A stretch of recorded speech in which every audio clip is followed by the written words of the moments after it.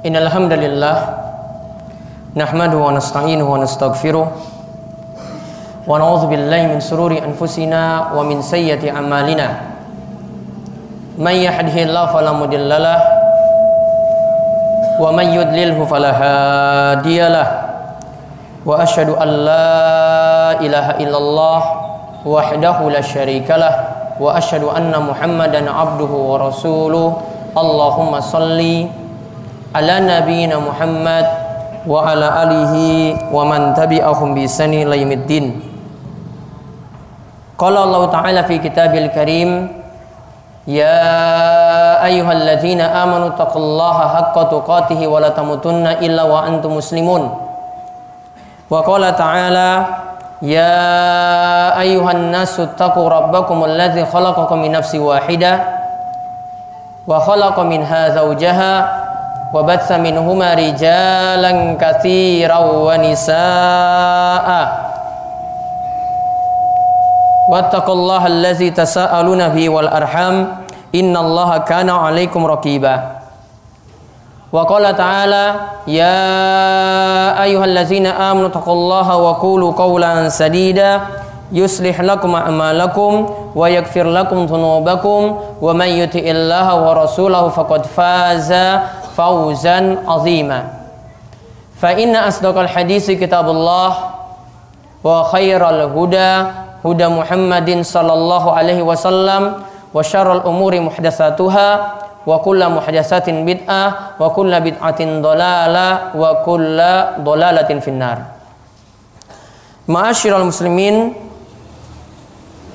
jamaah salat Jumat Masjid Jenderal Sudirman yang semoga selalu dirahmati dan diberkahi oleh Allah Subhanahu wa taala.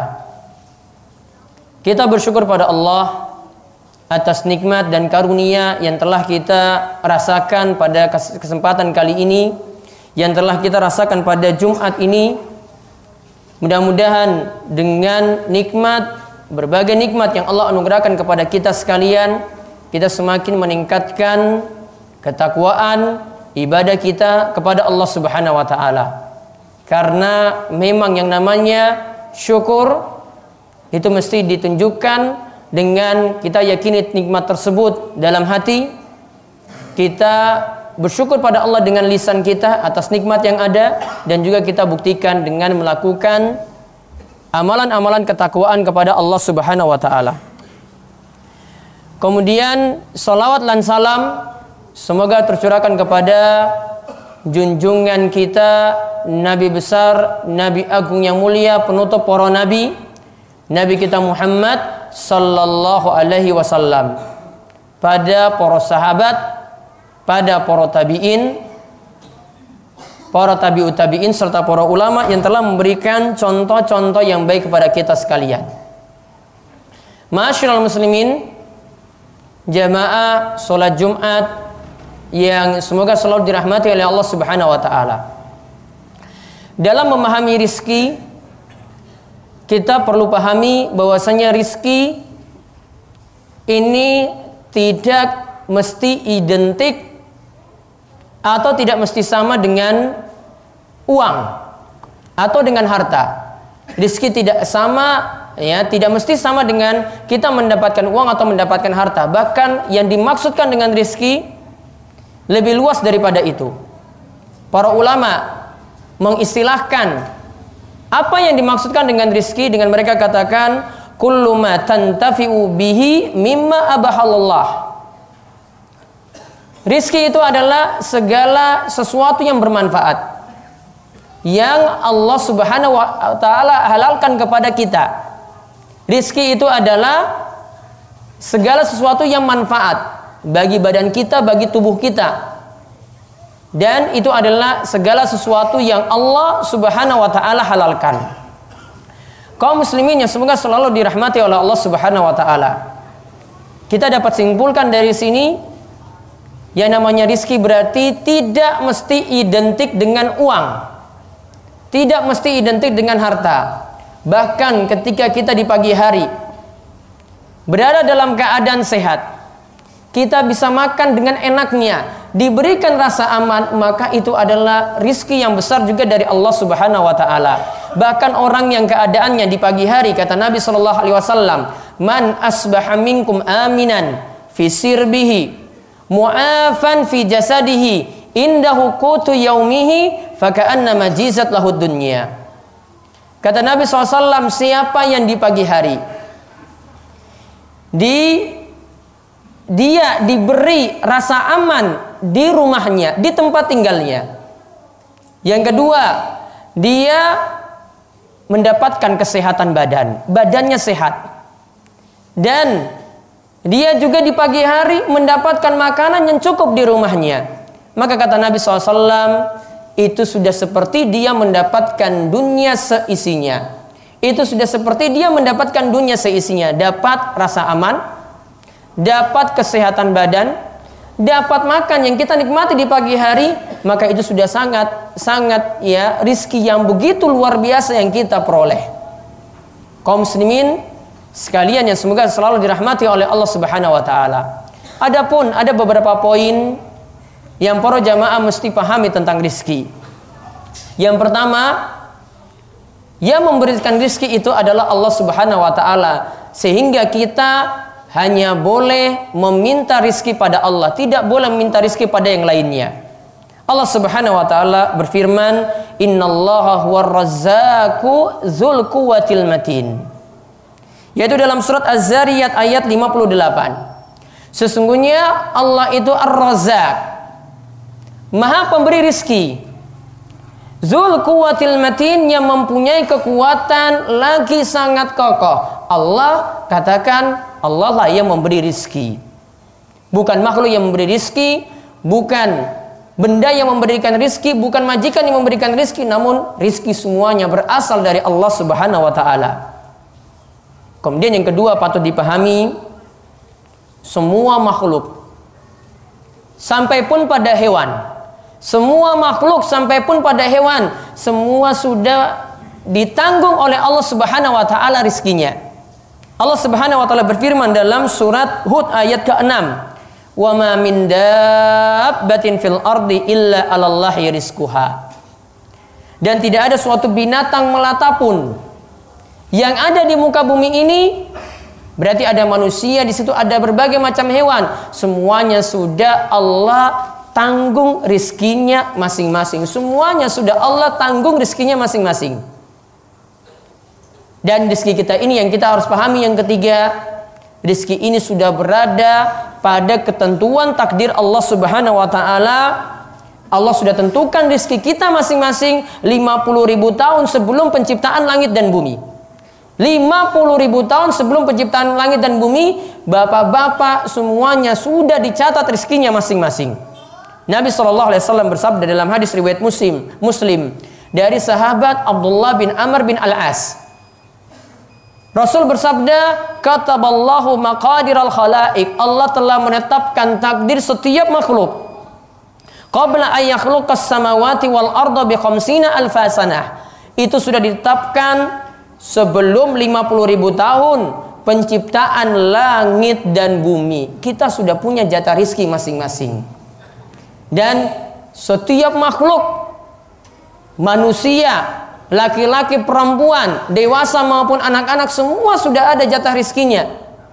Bahkan kalau satu rizki kita luput, kita akan mendapatkan ganti rizki-rizki yang lain. Salah satu contoh digambarkan oleh Imam Ibnul Qayyim rahimahullah. Beliau menggambarkan dalam kitabnya Al-Fawaid. Beliau katakan salah satu bukti bahwasanya kalau orang itu luput dari satu rizki akan diganti dengan rizki yang lain. Coba perhatikan ketika seorang bayi, seorang janin, ada janin dalam kandungan ibunya. Pertama, dia cuma bergantung pada satu rizki, yaitu dari pusar ibunya. Dia bergantung pada satu rizki yang asalnya dari pusar ibunya. Kemudian setelah dia dikeluarkan dari kandungan ibunya, lahir, apakah ketika itu dia tidak mendapatkan rizki lagi karena sudah lepas dari kandungan tersebut? Jawabannya, ketika dia lepas, dia mendapatkan gantian rizki, bahkan mendapatkan dua gantian, yaitu melalui dua puting susu dari ibunya. Satu rizki lepas diganti dengan dua. Kemudian setelah dia melewati masa menyusui, dia akan butuh makanan. Maka dua rizki tadi, ketika dia sudah bisa lepas dari ibunya, lepas dari persusuan, maka dia diganti dengan 4 rizki. Yaitu kata Ibnul Qayyim, ada 4 rizki di sini, yang 2 itu dari tanaman dan dari hewan. Yang 2 lagi dari air dan dari susu. 2 lepas, maka diganti dengan 4. Dan dia menjalani kehidupan dengan 4 rizki seperti itu. Kemudian setelah dia meninggal dunia, 4 rizki tadi malah berkembang lagi, diganti bagi orang beriman akan dijanjikan 8 pintu surga.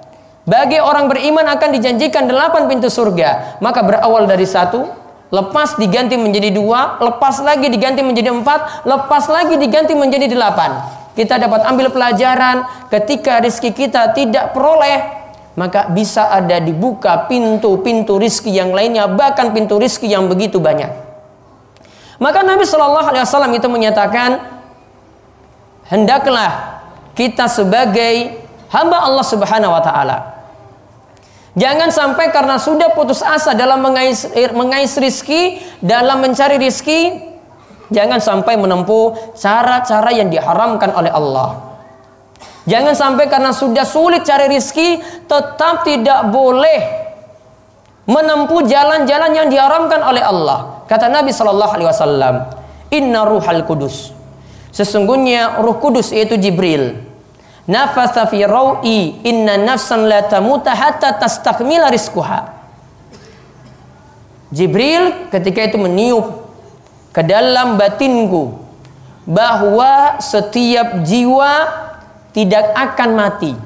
Ingat, setiap jiwa tidak akan mati sampai rizkinya sempurna diberikan.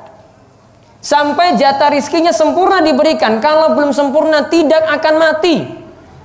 Sampai sempurna terlebih dahulu, baru ketika itu nyawanya akan dicabut. Kemudian Nabi SAW mengatakan, fattaqullaha, bertakwalah kalian kepada Allah. Wa ajmilu fit talab, dan perbaguslah dalam cara mencari rizki. Kata para ulama, yang dimaksud memperbagus dalam mencari rizki, yaitu jangan sampai kalau sudah susah, ujung-ujungnya lakukan cara-cara yang diharamkan. Kalau sudah susah, akhirnya nyolong. Kalau sudah susah, akhirnya menipu. Kalau sudah susah, tempuh pekerjaan-pekerjaan yang haram. Jangan. Tetap ajmilu fit talab, perbaguslah dalam cara kalian mencari rizki. Wala yahmilannakum istabta'ar rizku an tatlubuhu bima'asillah. Jangan sampai kalian ketika sudah sulit dalam mencari rizki, kalian malah menempuh cara yang diharamkan oleh Allah dengan berbuat maksiat supaya dapat uang. Jangan sampai seperti itu. Fa innallaha la yudriku ma indahu illa bi ta'atihi. Karena ingat, rizki tadi dicari semestinya dengan melakukan ketaatan kepada Allah Subhanahu wa taala, bukan dengan cara maksiat. Maka pintu rizki itu begitu banyak. Ada 6 pintu rizki yang bisa kita tempuh, dan kita akan dibukakan pintu rizki yang begitu banyak dari Allah Subhanahu wa taala. Kadang 6 ini kita tidak mengetahuinya. Coba nanti perbanyak, maka Allah akan memudahkan kita mendapatkan rizki. Yang pertama, kata para ulama, perbanyaklah istighfar. Perbanyaklah istighfar, maka akan terbuka berbagai macam pintu rizki. Dikisahkan dalam surat Nuh, Allah Subhanahu wa taala berfirman, "Faqultu astaghfiru rabbakum innahu kana ghaffara. Yursilis samaa'a 'alaikum idrara wa yumdidkum bi amwali wa banina wa yaj'al lakum jannat wa yaj'al lakum anhara." Aku katakan, beristighfarlah kalian kepada Allah. Sesungguhnya Allah itu Maha Pengampun. Dan perhatikan setelah ini disebutkan faedah-faedah atau keutamaan dari seorang beristighfar. Banyak-banyak mohon ampunan pada Allah. Yang pertama, yursilis samaa'a 'alaikum idrara, akan turun hujan yang deras dari langit. Hujan akan turun dengan istighfar. Hujan juga adalah rizki Allah. Wa yumdidkum bi amwal, dan kalian akan dilapangkan dalam masalah harta. wa banin, akan dilapangkan juga anak. Maka harta dilapangkan dengan istighfar, anak juga diberikan dengan ucapan istighfar. Wa yaj'al lakum jannat, dan kalian akan dianugerahi kebun-kebun. Wa yaj'al lakum anhara, di kebun-kebun tersebut akan dialirkan dengan sungai-sungai yang mengalir. Maka lihat, dengan ucapan istighfar membuka pintu rizki bagi seorang muslim. Maka perbanyaklah istighfar, astaghfirullahaladzim. Dan Nabi SAW biasanya beristighfar dalam sehari itu adalah 100 kali. Dalam sehari itu 100 kali. Maka merutinkan seperti ini akan membuka pintu rizki bagi kita. Yang kedua, jalin hubungan kerabat. Jalin hubungan kerabat, apalagi hubungan yang selama ini putus. Dengan sedulurnya, dengan saudaranya, karena ada cekcok sedikit, akhirnya tidak pernah kontakan, nggak pernah teleponan, SMS juga tidak, maka itu disambung. Atau yang sudah disambung, disambung terus. Maka kata Nabi SAW, man ahabba ayyubsatallahu fi rizkihi, siapa yang ingin dilapangkan rizkinya, kata Imam Nawawi, dilapangkan rizkinya ini, diperluas rizkinya, ditambah rizkinya, atau diberkahi rizkinya, wa yunsa'alahu fi asarihi, dan pingin dipanjangkan umur, falyasil rahimah, maka jalillah hubungan silaturahim. Eratkan lagi hubungan yang pernah terputus, atau hubungan yang sudah ada tetap dijalin terus menerus. Dan yang dimaksudkan sini adalah rahim, yaitu kita jalin hubungan kekeluargaan dengan keluarga dekat kita, tetap dijalin terus, maka Allah akan melapangkan rizki. Yang ketiga, banyak-banyak sedekah. Dan setiap sedekah Allah Subhanahu wa taala yang akan ganti, dan setiap sedekah tidak akan mengurangi rezeki seseorang. Kata Allah Subhanahu wa taala dalam surat Saba ayat ke-39, "Wa ma anfaqtum min syai'." Apa saja yang kalian infakkan, apa saja yang kalian sedekahkan, fa huwa yukhlifuhu, maka Allah yang ganti. Wa huwa khairur razikin, dan Allah lah sebaik-baik pemberi rizki. Dan kata Nabi SAW juga, ma naqasat shadaqatun min mal, yang namanya sedekah tidak mengurangi harta kita. Yang namanya sedekah tidak mengurangi harta kita. Artinya di sini kata Imam Nawawi, harta secara fisik mungkin berkurang, namun akan diberkahi oleh Allah, atau Allah akan beri ganti dengan rizki yang begitu banyak.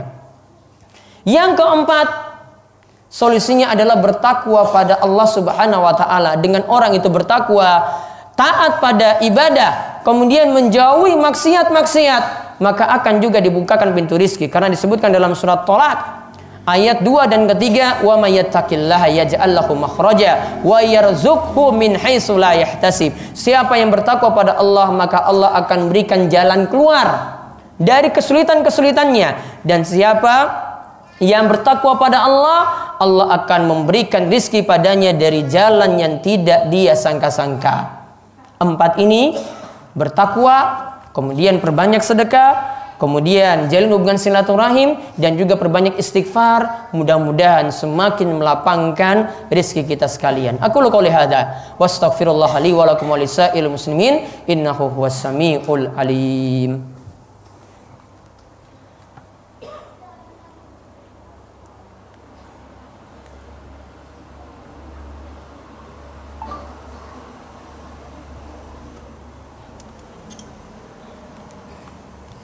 Alhamdulillahirabbil alamin, hamdan katsiran thayyiban barakan fihi kama yuhibbu rabbuna wa yardah. Wa asyhadu an la ilaha illallah wahdahu la syarikalah, wa asyhadu anna Muhammadan abduhu wa rasuluh. Allahumma shalli ala nabiyyina Muhammad wa ala alihi wa man tabi'ahum bi ihsan ila yaumiddin. Empat hal tadi telah disebutkan. Yang pertama adalah istighfar. Yang kedua adalah memperbanyak sedekah. Yang ketiga, jalin hubungan silaturahim. Dan yang keempat adalah memperbaiki ketakwaan kita kepada Allah Subhanahu wa taala. Yang kelima, pembuka pintu rizki lagi adalah kalau punya rizki berlebih, berusaha untuk nabung, kemudian lakukanlah haji dan umrah. Karena orang yang berhaji dan berumrah itu tidak pernah jatuh miskin. Dia nabung untuk umrah saat ini mungkin sekitar 25 jutaan. Dia nabung, kemudian dia pergi umrah. Dengan umrah yang dia lakukan akan dilapangkan lagi pintu rizki yang berikutnya. Sama seperti haji. Kata Nabi SAW, tabi'u bainal haji wal umrah, ikutkanlah antara haji dan umrah. Fa innahuma yanfiyanil faqra wa dzunub. Karena yang namanya haji dan umrah itu akan menghapuskan kemiskinan dan akan menghapuskan dosa-dosa seseorang. Maka uangnya mungkin berkurang 25 juta tadi, namun Allah akan lapangkan lagi rizki yang lainnya. Dan ini banyak yang buktikan orang yang pernah berumrah atau berhaji sama sekali tidak pernah melarat, sama sekali tidak pernah jatuh miskin, karena Allah mudahkan lagi pintu rizki yang berikutnya. Kemudian yang terakhir, untuk terbuka pintu rizki bagi kita sekalian adalah perbanyaklah doa. Sejak subuh hari Nabi Shallallahu Alaihi Wasallam sudah memperbanyak doa juga untuk ditambahkan rizki, untuk diberkahi rizki. Dalam hadis Ummu Salamah, dalam riwayat Ibnu Majah, hadisnya adalah hadis yang sahih. Nabi Shallallahu Alaihi Wasallam biasanya selepas salam dari sholat subuh, beliau baca doa berikut ini. Yaitu doanya adalah Allahumma inni as'aluka ilman nafi'a wa rizqan thayyiba wa amalan mutaqabbala. Allahumma inni as'aluka ilman nafi'a wa rizqan thayyiba wa amalan mutaqabbala. Ya Allah, aku memohon kepadamu ilmu yang bermanfaat, itu yang pertama. Dan aku memohon padamu ya Allah rizki yang halal, itu yang kedua. Dan aku mohon padamu ya Allah amalan yang terus diterima olehmu. 3 hal yang diminta oleh Nabi SAW saat subuh, setelah sholat subuh. Selepas kita salam, bacalah doa ini. Allahumma inni as'aluka ilman nafi'a. Ya Allah, tambahkanlah aku ilmu yang bermanfaat. Wa rizqan thayyiba, tambahkanlah rizki yang thayyib, yang halal. Dan tambahkanlah juga amalan yang itu senantiasa diterima olehmu. Maka lihat, sejak subuh hari sebelum kita berangkat kerja, ini baru bangun subuh, setelah sholat subuh, Nabi SAW rutinkan doa ini. Kita mungkin lupa atau mungkin kita tidak mengetahui doa ini. Siapa yang menghafalkannya, maka mudah-mudahan Allah melapangkan rizki yang halal bagi dirinya. Maka 6 hal kesimpulan kita, yaitu yang pertama istighfar. Berbanyak istighfar untuk rizki itu lapang. Yang kedua, perbanyak sedekah, karena sedekah itu tidak akan mengurangi harta, bahkan memberkahi harta. Yang ketiga, jalin hubungan silaturahim antara kerabat, dijalin terus hubungan dengan sedulur-sedulur kita. Yang keempat, bertakwa pada Allah. Yang kelima, haji dan umrah. Dan yang keenam adalah memperbanyak doa. Dan kami mohon pada Allah, mudah-mudahan para jamaah dan kaum muslimin yang hadir saat ini dilapangkan rizkinya oleh Allah, diangkat dari berbagai macam kesulitan, dan Allah Subhanahu wa taala memberikan rizki tersebut. Harta tersebut adalah harta yang penuh berkah yang membawa pada jalan-jalan kebaikan. Kaum muslimin sekalian yang semoga selalu dirahmati oleh Allah Subhanahu wa taala, di akhir khutbah kami ingatkan, di hari Jumat seperti ini kita disunahkan untuk memperbanyak sholawat kepada Nabi. Siapa yang memperbanyak sholawat sekali, maka Allah akan membalas sholawatnya sebanyak 10 kali. Innallaha wa malaikatahu yusholluna 'alan nabi. Ya ayyuhallazina amanu sallu alaihi wa sallimu taslima.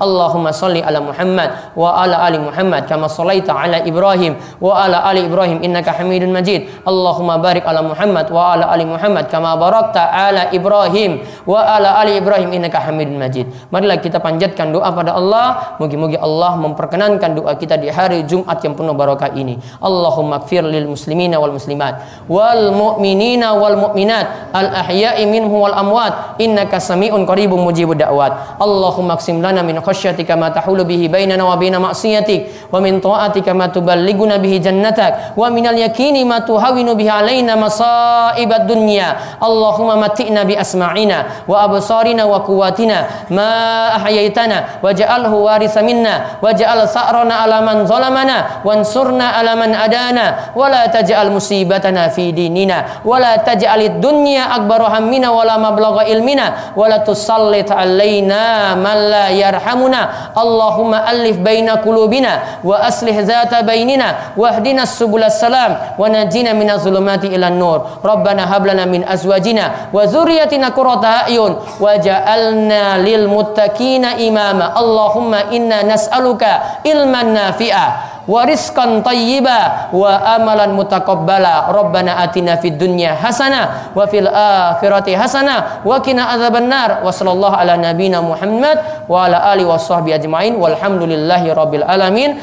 Aqimus shalah.